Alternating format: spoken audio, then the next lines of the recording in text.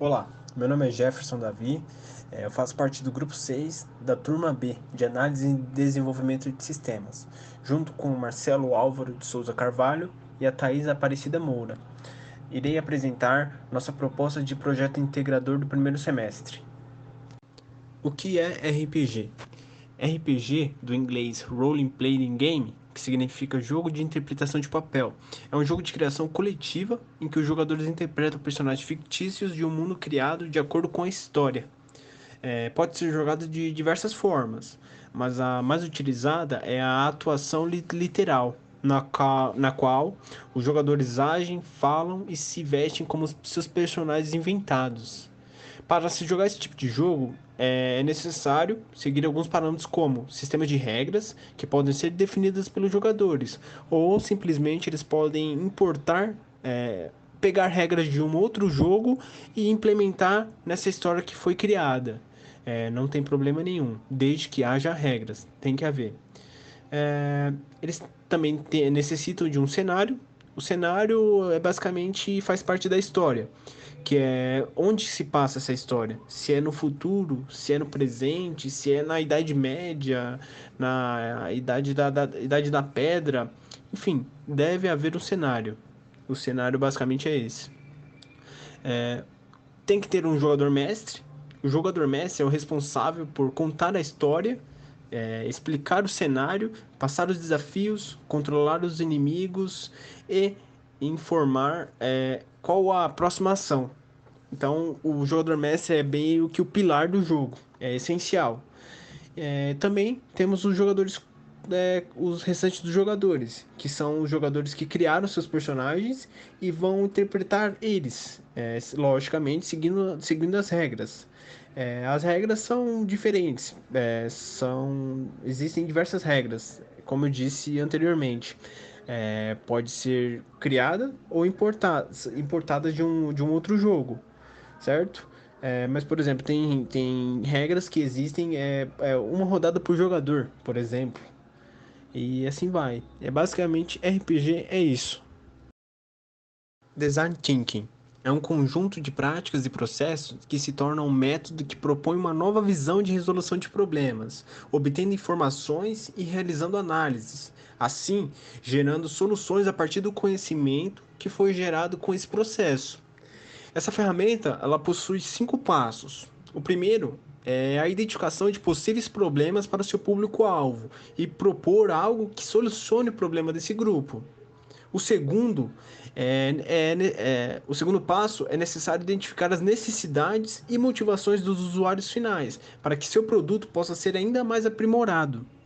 O terceiro é pensar com criatividade, onde qualquer ideia é bem-vinda, desde que torne o produto final, o produto ideal para o usuário final, certo? O quarto é uma demonstração do seu produto, para poder avaliar as reações dos usuários antes do lançamento final, para passar credibilidade também, né? Para mostrar que aquele produto vai funcionar, que ele funciona, certo? É um protótipo. O quinto passo, após os testes com as respostas positivas dos passos anteriores, é o momento de implementar seu projeto. Aí você pega e desenvolve ele. Claro que no meio desse processo, nesse passo 5 de implementação, podem haver alteração de ideias anteriores, não tem problema. O importante é sempre você terminar o seu projeto da melhor forma que vai agradar o usuário. E por que usar esse método? Por que, que ele é útil? Ele é uma ferramenta muito útil no desenvolvimento de um projeto devido às suas etapas. Elas criam uma forma mais fácil de se entender onde seu produto irá ter sucesso e ajudam na implementação do mesmo. Eles ajudam a você não simplesmente a projetar algo e jogar e esperar que dê certo. Ele meio que faz uma tratativa para ver se realmente aquilo ali se encaixa naquele grupo de pessoas.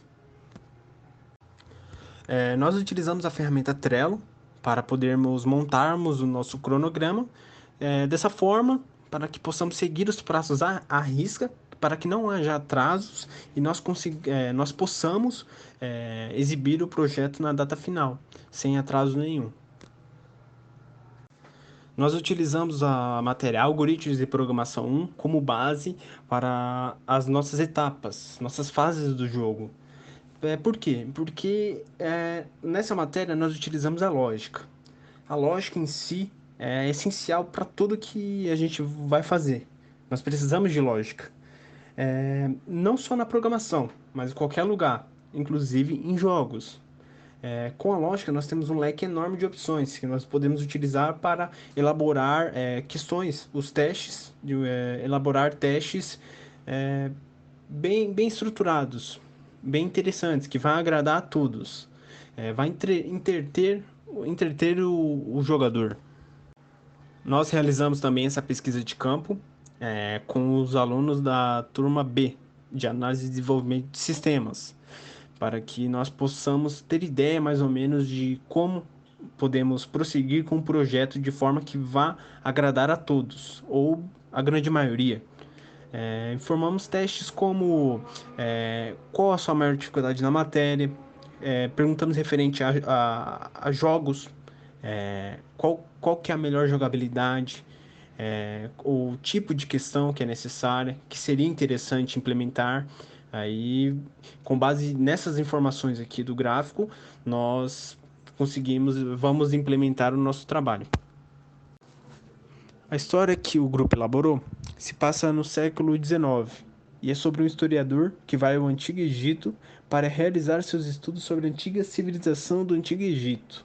Porém, no meio do estudo, ele acaba encontrando uma passagem secreta para dentro da esfinge, na qual ele acaba ficando preso.